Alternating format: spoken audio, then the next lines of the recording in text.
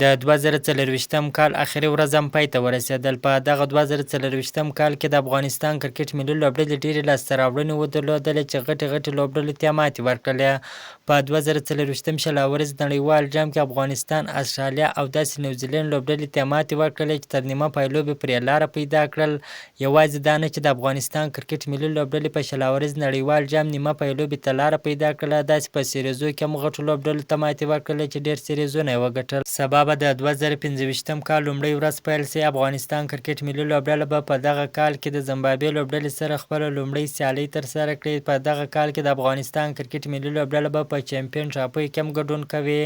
په 2025م کال کې د افغانستان کرکټ ملي لوبډله د پاکستان سره هم 3 شل ورځو لوبې سیریز لري چې په اګست کې ترسره کیږي.